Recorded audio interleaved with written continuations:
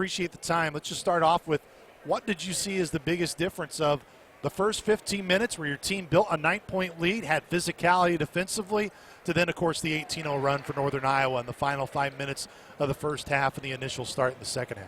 I think physicality overall, like when you look at the whole game, I feel like they just physically whipped us, particularly in the second half offensively. Well, on our offensive end, we just couldn't get in anything. It's unbelievable how many bad shots we took probably that first 10 minutes. And, gave ourselves no chance at all. And then your defense isn't any good. So, really, the second half, defensively, I'm not concerned about as much as I am how bad we were offensively. But we weren't great defensively even in the first half. I mean, and then kind of the bad offense started the last two possessions of the end of the. I think the score was, I don't know, they went on like an 18-0 run there in between them, but. We were up 34 to 25. Yeah. Jorge at the line trying to get the end one. And we got even Ollie during that stretch had free throws. Yeah. And we go 7 for 13 from the free throw line. Yeah, we have a chance, to go up 11 and we just can't even make free throws. And we go 31 for 37 in the last game. But just there's so much more. They were so much more physical than us, and that falls on me to make sure that doesn't happen. And I thought the last 8 minutes, I think they only scored 3 points. I think they had 75 with 8 minutes to go, and they ended up was am I right, 78? Yeah, close to that. Yeah. So, I thought the guys that finished the game did a nice job of not caving in and kept fighting, and it wasn't pretty, but at least they didn't give up.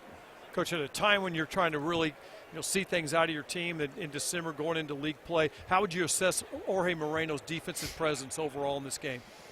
I don't know. It's hard for me to even, unless I go back and watch it. But we're going to need him, particularly against bigger people like this. They caught us in a high-low, but that's not so much on the person guarding him as the people in the corners have to get in. Yeah. They took. I know they're a great three-point shooter. They took 5 threes in the first half, and we took 13. And I'm going, they're the good three-point shooting team. It's not like we're an unbelievable three-point shooting team, but we took 13 and they took 5. And they just beat us up inside. And, how they play is how I hope we can get to, because that's what we want to do. We want to throw it into everybody and just physically, we start out the game, we did it, we went after them. We had some moments, but we're just not, we're just not tough enough yet physically. Jarrett Hensley in the first half made some huge threes, but also, as you said, you went right to him to start off the game, got a shot to go. His big energy in that early seemed like he played with an edge, and just trying to keep that edge throughout the game for Jarrett is important. Yeah, and I think I challenged him, this morning, you're going to guard a supposed to be an all-league player, and are you hoping you can guard him, or are you going to whip him? We talked about this. You just play the way you think, and so, sometimes guys need to be challenged. Jarrett does, because when he steps up and plays like that and he's physical and confident, it'll help our basketball team. But we need some other people also to step up and do the same thing and be consistent with it. Coach, I really appreciate you letting me sit in on your film this morning, and it really helps me to kind of know what you're trying to do. And one battle where I thought you guys won tonight was with Trey Campbell. You really wanted to force him into certain spots on the floor, and I thought your guys did a nice job.